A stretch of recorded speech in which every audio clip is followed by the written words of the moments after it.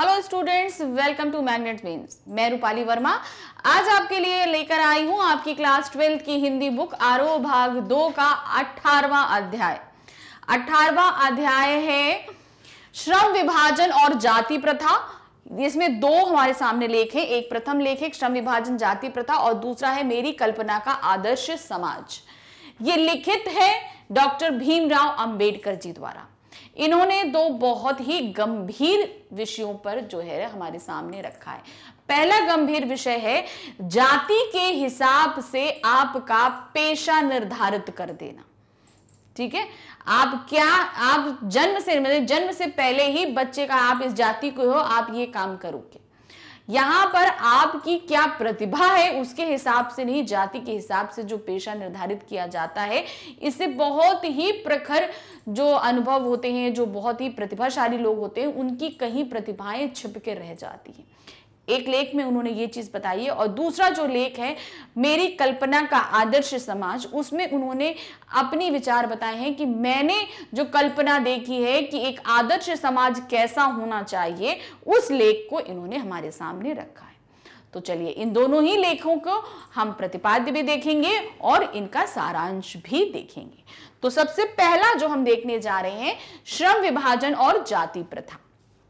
इसका प्रतिपाद क्या है?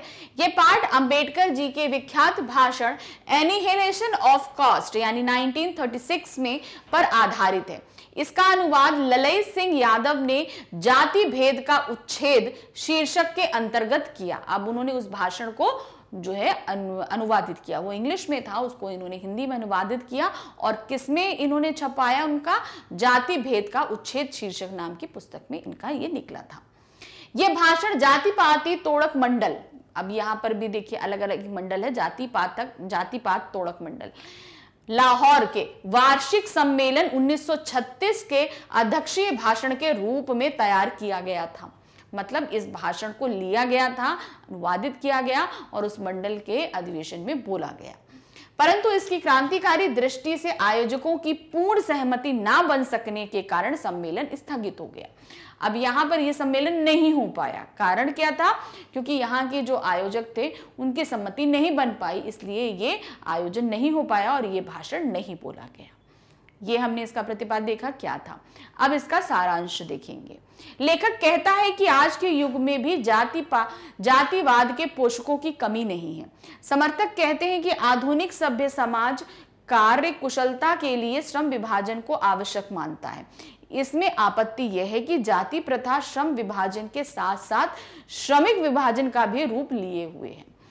अब यहां पर यह चीज क्या कह रहे हैं, लेखक का क्या मानना है कि आज के युग में जाति पाति के आधार पर श्रम को जो है विभाजित किया जा रहा है, जो सही नहीं। लेकिन जो इसके समर्थक हैं उनका कहना है कि यह आधार एकदम सही है। ये क्यों माना जाता है? ताकि श्रम विभाजन से लोगों की क्षमता का विकास हो सके। अगर वो एक ही चीज पे केंद्रित रहेंगे तो हमें प्रोडक्शन ज्यादा अच्छा मिलेगा। तो ये श्रम विभाजन के समर्थक है, उनका ये मानना है। पर इसमें आपत्ति यह है कि जाति प्रथा श्रम विभाजन के साथ साथ श्रमिक का विभाजन, यानी श्रम तो हम विभाजित कर रहे हैं लेकिन उसके आधार पर भी जो लोग होते हैं हम उनको भी अलग दृष्टि से देखने लगते हैं। आपने कार्य को तो विभाजित कर दिया कि मतलब ये इस जाति के लोग ये कार्य करेंगे, लेकिन दिक्कत यह होती है कि उन लोगों को ही उनके श्रम के आधार पर एकदम अलग दृष्टि, समाज में एक अलग ही दृष्टि से देखा जाना लगता है। तो ये गलत है। श्रम विभाजन सभ्य समाज की आवश्यकता हो सकती है, परंतु श्रमिकों का विभिन्न वर्गों में अस्वाभाविक विभाजन नहीं करती। मतलब हम एक अच्छा समाज चाहें तो श्रम विभाजन सही है, लेकिन श्रमिकों के लिए वो अच्छा नहीं होता। जब उन्हें समाज में ही एक अलग दृष्टि से देखा जाए तो क्या उन्हें अच्छा लगेगा? तो वो अच्छा नहीं होता। भारत की जाति प्रथा श्रमिकों के अस्वाभाविक विभाजन के साथ साथ विभाजित विभिन्न वर्गों को एक दूसरे की उपेक्षा, ऊंच नीच की करार देती है। मतलब अगर आपने इनको विभाजित कर दिया तो उन्हें ऊंच नीच, भेदभाव की दृष्टि से देखा जाने लगता है। जाति प्रथा को यदि श्रम विभाजन मान लिया जाए तो यह भी मानव की रुचि पर आधारित नहीं है। कहने का मतलब है अगर जाति प्रथा के आधार पर हमने श्रम का विभाजन कर दिया तब ये क्या होगा, आप उसमें मनुष्य उस श्रमिकों की रुचि का तो आप ध्यान ही नहीं रखते हो। आपने बोल दिया इस जाति के लोग ये श्रम ये कार्य करेंगे। मान लो एक जाति है, उसको बोल दिया ये पूरी जाति लोहार जाति, ये लोहे के रिलेटेड काम करेगी। आपको बताया कि कपड़े से जो जुलाहा प्रजाति होती है वो कपड़े से रिलेटेड सारा काम करेगी। लेकिन अगर उसमें कोई ऐसा व्यक्ति है जिसका इंटरेस्ट कुछ बाहर है, वो कुछ पढ़ने लिखने से कार्य करना चाहता है, तब तो वो बाध्य हो जाएगा कि नहीं, उसको तो जुलाहे का काम ही करना है, वो पढ़ने लिखने से रिलेटेड अपना प्रोफेशन नहीं अपना सकता, तब तो वो गलत हुआ ना। तो यहां पर जो व्यक्ति है उसके रुचि की कोई ध्यान नहीं रखा जाता। सक्षम समाज को चाहिए कि वे लोगों को अपनी रुचि का पेशा लेने के लिए सक्षम बनाए। जाति प्रथा में यह दोष है कि इसमें मनुष्य का पेशा उसके प्रशिक्षण या उसकी निजी क्षमता के आधार पर ना करके उसके माता पिता के सामाजिक स्तर पर किया जाता है। अर्थात श्रम विभाजन की जो चलन है उसमें क्या होता है, हम मनुष्यों की प्रतिभा कहीं दब के रह जाती है।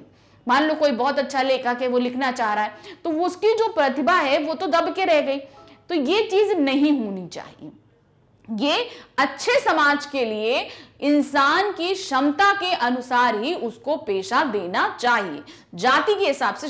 आज प्रेजेंट काल, अभी प्रेजेंट सिनारियो में तो ये होता है, क्या है कि जो जैसा कैपेबल है वो उस हिसाब से अपना प्रोफेशन लेता है, जिसको जिस चीज में इंटरेस्ट है वो प्रोफेशन ले रहा है। लेकिन बहुत समय पहले हमारा जब देश आजाद नहीं हुआ था, उससे पहले से लेकर आजादी तक एक पेशे पर ही, मतलब एक जाति के हिसाब से ही पेशा निर्धारित किया जाता था, व्यक्ति उससे नहीं निकल पाता था।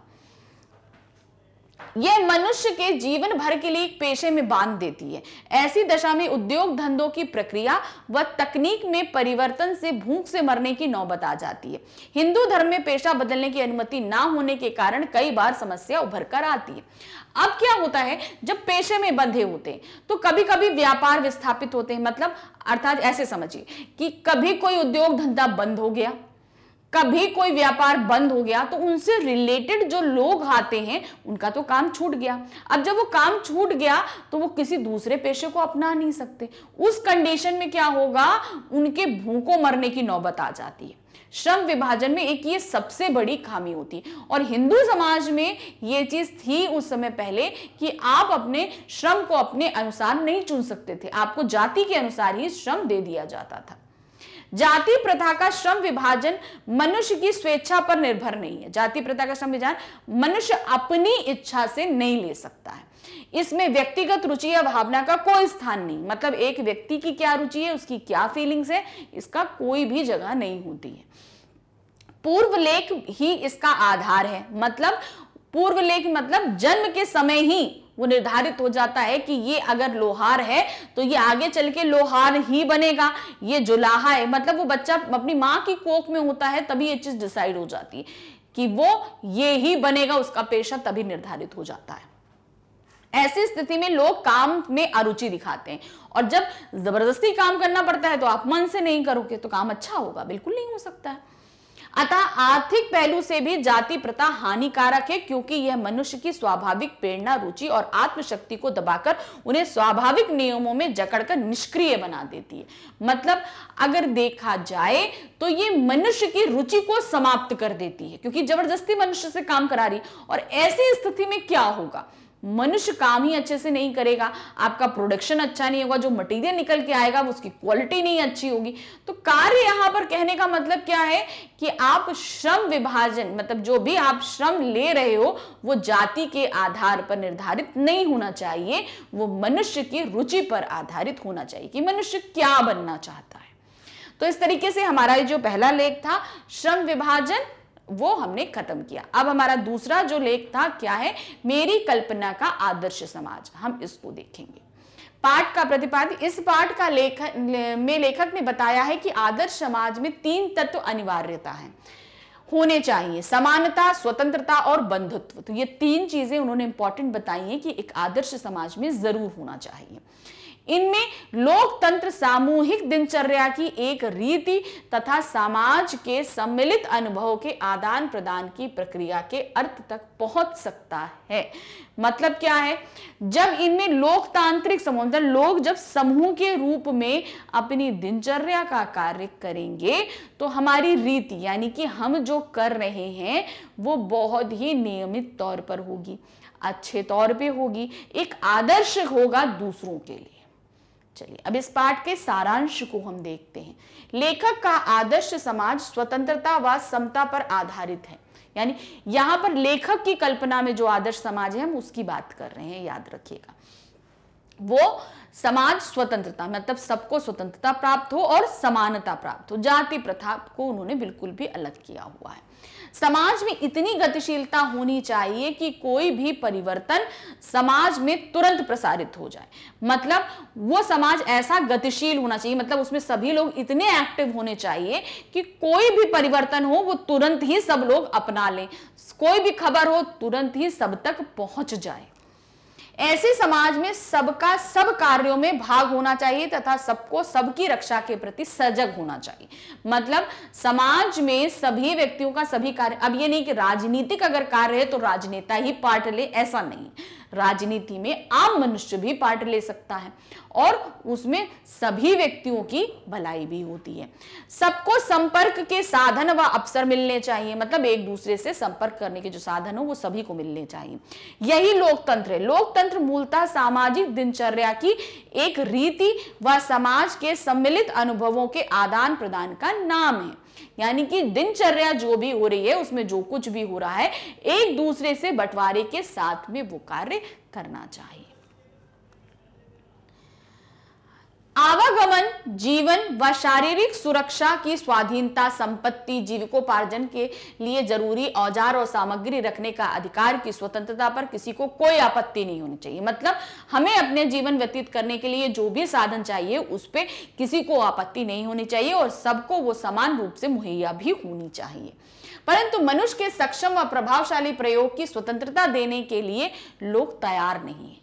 मतलब ऐसे समाज में, आदर्श समाज में बहुत से, अभी जो प्रेजेंट समाज चल रहा है उसमें ये स्वतंत्रता लोगों को देने के लिए बड़े लोग तैयार नहीं होते हैं कि सारे साधन मुहैया करा दिए जाएं, ऐसा नहीं होना चाहिए। इसके लिए व्यवसाय चुनने की स्वतंत्रता देनी चाहिए। अब आदर्श समाज है तो आप अपना व्यवसाय खुद चुनें।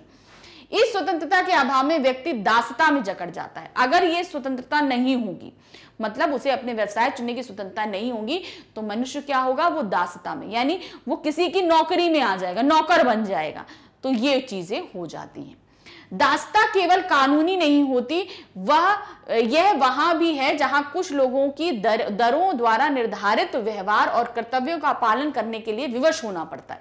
मतलब आप दासता कानूनी नहीं होती, आप कानून के तौर पे उन्हें बंदी नहीं बना, एक तो वो होती है, उसके अलावा आप जो काम कर रहे हो उसकी दर डिसाइड कर दी जाए।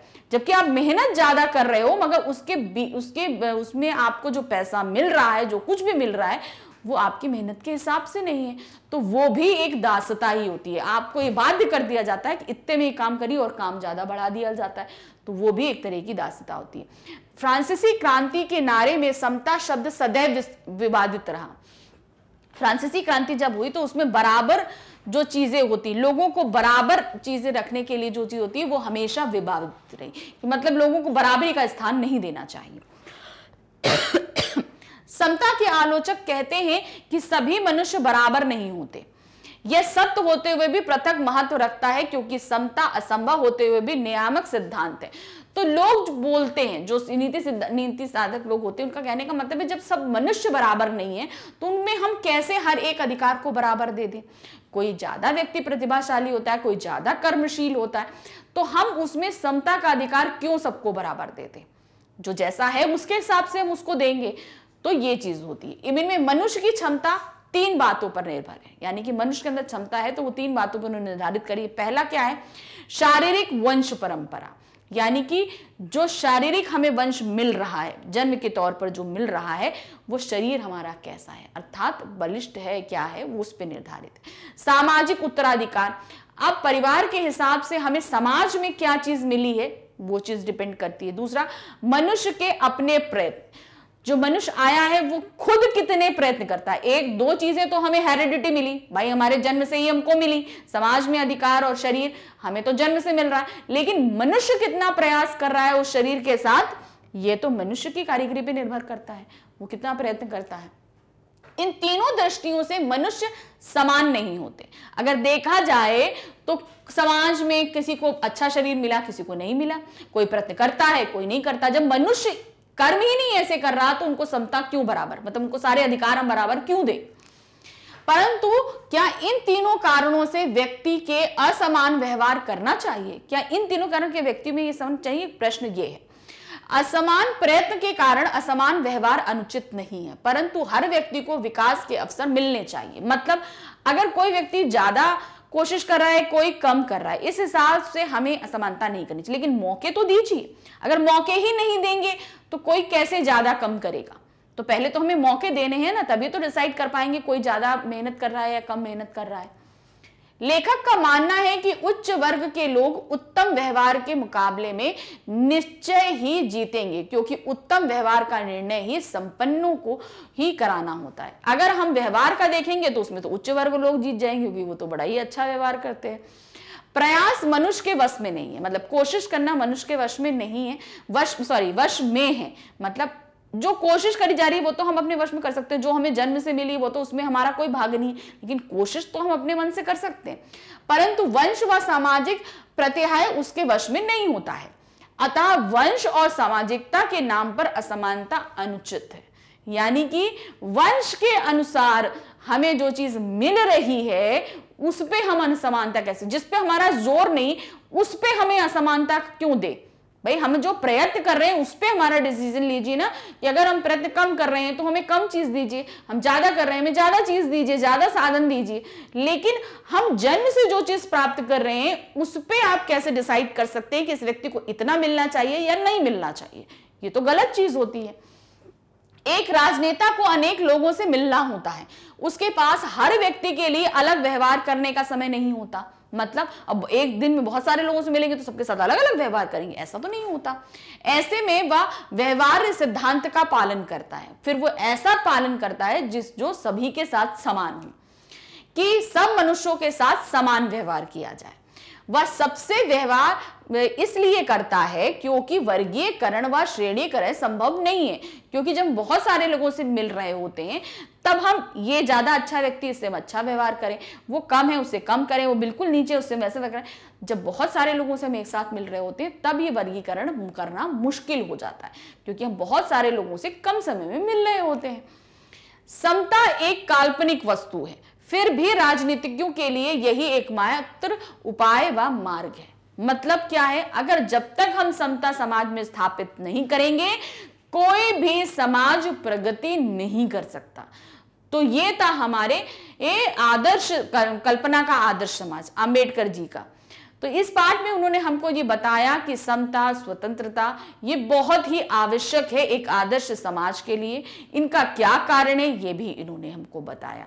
तो इस तरीके से इस पाठ को हमने यहाँ पर समाप्त किया, लेकिन इसके अलावा भी हमारे पास बहुत सारे पाठ रहते हैं। आप कहाँ ढूंढे क्या करें, आपके लिए सबसे बड़ी परेशानी का कारण ये रहता है। तो उसके लिए आपको परेशान होने की जरूरत नहीं, करना इतना ही कि आपको हमारी वेबसाइट पे जाना है magnetbrains.com। आप वहां पे जाएंगे, वहां जाते ही आपके सामने जो ओपन होगा पेज उसमें सारे क्लासेस मेंशन है, class 12th 11th 10th 9th 8th 7th 6th 5th 4th 3rd 2 1, तो सारे क्लासेस मेंशन है। आपको जिस भी क्लास में आप पढ़ते हैं वो क्लास क्लिक करिए, क्लिक करते ही आपके सामने उस क्लास के सभी सब्जेक्ट ओपन हो जाएंगे। तो जिस भी सब्जेक्ट को आप पढ़ना चाहते हैं, आपको डाउट है, आप क्लिक करेंगे तो उस सब्जेक्ट में जितनी भी बुक्स लग रही हैं आपके सारे सामने आएंगे। आप उसको सिलेक्ट कीजिए, चैप्टर सेलेक्ट कीजिए और उसके साथ ही आपके सामने उस चैप्टर से रिलेटेड सारे टॉपिक्स आ जाएंगे। उस पर क्लिक करते ही आपका वीडियो स्टार्ट हो जाएगा। तो आप वीडियो को देखिए, अपने डाउट्स को क्लियर करिए, लेकिन हाँ साथ ही हमारे चैनल को लाइक, सब्सक्राइब और शेयर करना बिल्कुल भी नहीं भूलें। Thank you for watching and bye bye.